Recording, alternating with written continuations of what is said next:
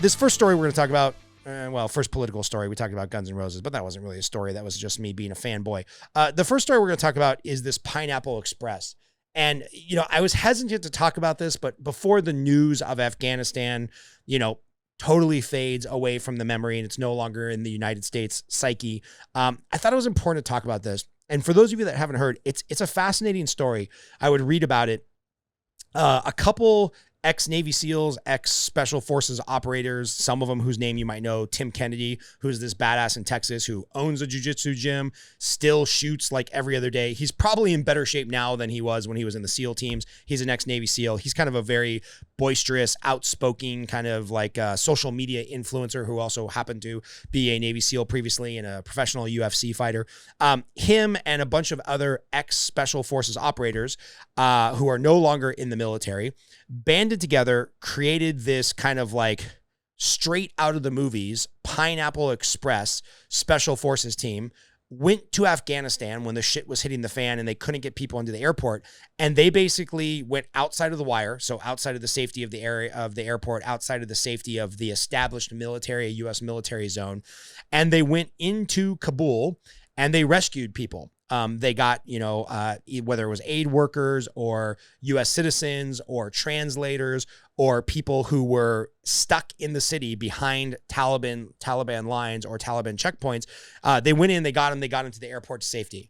Now, I'm really torn on this because depending on how you look at this, there's kind of two ways to look at it. And one day they'll make the movie and they'll write the book and we'll get all the facts. For now, the facts are a little sketchy. Like, were they there with the consent and support of Biden and the generals and kind of the military apparatus? And basically the military said, hey, you guys know what to do. You're here voluntarily. There's no restrictions technically on going into Afghanistan. Do what you want. Or were they there kind of as a rogue element? It's very kind of gray area. And the way that I'm kind of looking at this is twofold. Is like, if these were ex-Special Forces operators, which they were, and they selfishly volunteered, I think that's amazing. Kudos to them. I think we need more Americans to step up and support their fellow man and support, foreign countries that are in need. It's very noble. And I don't want to take away from anybody, especially since when I was in the military, I never served in a combat zone. I never got shot at or never had to shoot my weapon in anger or trying to kill somebody. I want to show the utmost respect for anybody that put their life at risk to save other people.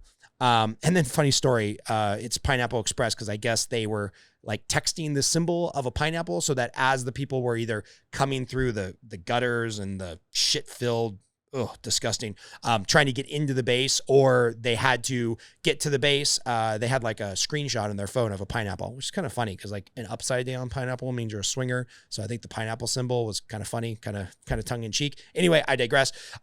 So ton of respect to them. And I also want to think of, well, if this was a rogue military unit, that kind of sets a scary precedent, right? Because if we get to the point where ex-military, which there are millions of ex-military people in the United States, if ex-military, the population at large, the people that are the most well-armed in America, if they get to a point where they don't trust the government to do the right thing and trust the military to carry out military operations as they see fit, and you start getting rogue elements that insert themselves into areas of conflict, either with the support, with the implicit or implied or wink, wink, nod, nod support of the military, or against the wishes of the military, I think this could be a really scary precedent. And, there's a lot of people that make a lot of money saying very hyperbolic things and talking about how the U.S. is closer to a civil war than we've ever been. And one side will say we need more gun control to make it safer. And the other side will say, take my guns over my dead body because this is how, well, historically accurate. This is how, the Cambodian genocide, the Armenian genocide, the Jewish genocide, this is how it happened. The government takes away all their guns and then a year to 20 years later executes a large swath of people. So I understand both sides of the argument. Obviously, I'm more of a Second Amendment absolutionist. I believe everybody should be able to own a gun. But man, when you start talking about the people, or the ex-military no longer having faith in the military and starting to run their own military operations, I think we should look at this, even if you're super proud of what these guys did, even if you understand they potentially put themselves in harm's way. They potentially put themselves in a situation where they were sacrificing their lives for what they felt was just. And I just have a ton of respect for that. It also, I think, sets a really bad precedent. So, I'm kind of like, wait and see, wait and get more facts.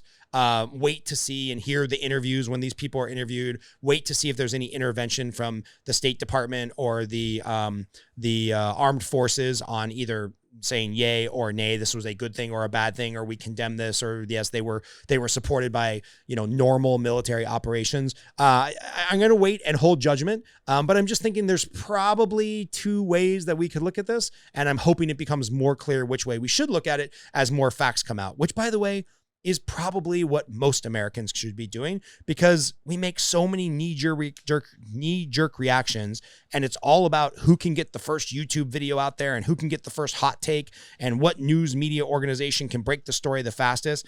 And I think that's a really dangerous precedent, because sometimes, like things like this that happened a couple weeks ago, a lot of times the right answer is like, get more facts, wait and see.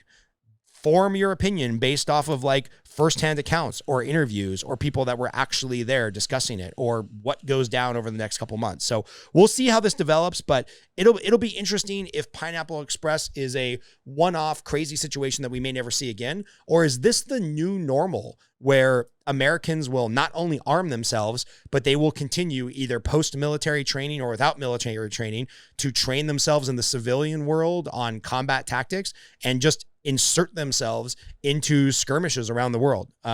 More to follow on this.